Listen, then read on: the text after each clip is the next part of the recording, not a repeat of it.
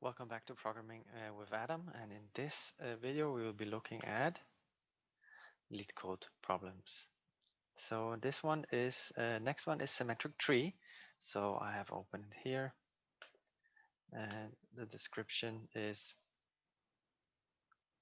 check with the tree is symmetric, so in the sense that you draw a line in the very middle, and then it has to be a mirror image. So as you can see on this example here, it is a mirror image because 2 is the mirror of 2, and then if you like, basically it's taking like the tree here, this 2 and this 4 and this 3, right? That small tree, if you flip it around, then you will get the mirror image, right? So 3 will be there and 4 will be there as well. So you can see that is a mirror image of one another. You could kind of draw a little line in the middle and think of it as a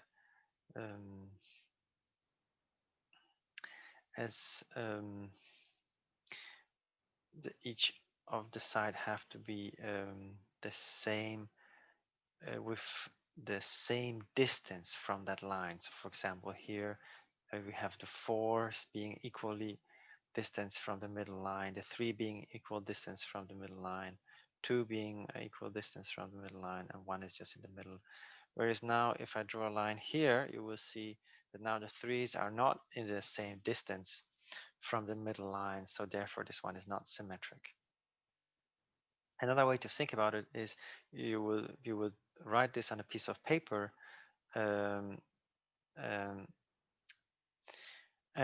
and then you could more or less like draw a line there and fold it, and then the 3 will match up, will be at the same place at this 3. Well, they will be a little bit reversed because 1 3 will be this way and the other 3 will be that way, but they will be exactly matching on being on the same spot. That's what matters.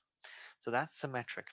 And so what is the algorithm? So the first thing is just really excluding a couple of trivial cases. So first of all, so let me just go through that. First of all, if the root is blank, if there is no tree at all, then we will just return true because it's symmetric if there is none. Okay, then we now define, now we do know that we do have at least one node. So, and then we will define P and Q to be its left and right node. So it could be, well, so we have some sort of 1. It could be at this point actually that the left and right are both empty. We don't really know about that at all, but at least at this point it makes sense to define P and Q because we at least have a root node. Okay, and now, of course, if there are, now we're looking at a situation, 4 different scenarios for P and Q. So this is a little bit similar to the previous question 100. So maybe go back to that. So we are looking at these 2 trees, subtrees. So in this question here, it will be this subtree here, and that will be P. So 2, 3, 4, that will be P, and 2, 4, 3, that will be Q. Okay, so again, some trivial cases. If both P and Q are empty, well, then of course everything is symmetric because the entire tree is just one vertex. Okay, so now, very important, at this point, when we go to the next line, this one line here, we know that it is not true that both P and Q are the empty trees. So at least one of them is non-empty. Okay, so therefore when we're saying, well, if P is empty tree, that means that Q is non-empty. So that would be a situation like a tree here, rooted at 2, right? One of them is the children, if you want to call it that, is empty, and the other one is not. So this is the situation at this line here, because of the previous line, where we're excluding we have already returned true if they are both empty.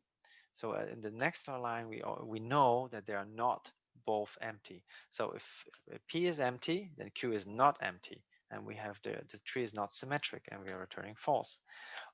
Or if Q is empty, and then we know that P is non-empty tree, and therefore we also know again that we have to return false. Okay, so now when we go to the next line, at this point we really do know that both P and Q are real trees. They do have some content in them. So we can in particular check the values. So first of all, we have to check. So let's say this is the tree rooted at that 2, that's our P, and the tree rooted at this 2 is our Q. So for this tree to be symmetric, the value of P and Q have to be the same. And then what also have to be the same. So this is a little bit hard to see on this very small example.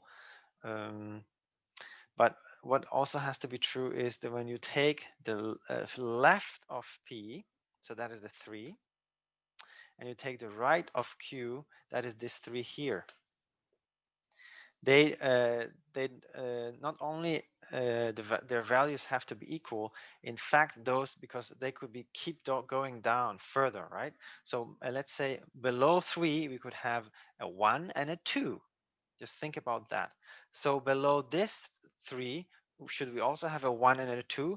Yes, we should, but it should be in the reverse order, right? It should be, so if there is a 3 and underneath there is a 1 and 2, then under this 3 there should be a 2, 1 to get a symmetry. So you see here that this the tree rooted at this 3 and the tree rooted at this 3, they simply have to be symmetric.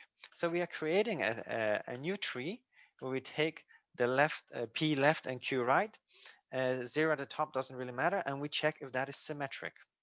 And we do exact same thing for these 2 4s. So they also have we create a tree where we take this 4 as the right side, and this 4 and the tree underneath as the left one with 0 at the top, and we are checking if that one is symmetric. If all of these conditions are satisfied, then we are turning true. In all other cases, it's simply not a symmetric tree, and that's the result.